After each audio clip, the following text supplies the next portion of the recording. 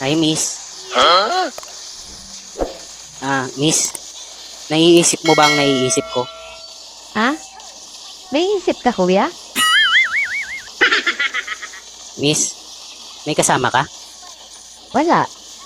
Miss, pwede ko bang ipasok ang matigas kong pag-ibig sa madulas at masikip na butas ng iyong pagmamahal at isagad ang aking pagkaseryoso?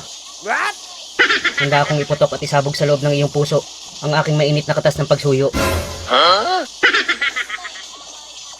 Grabe ka naman maligaw, kuya.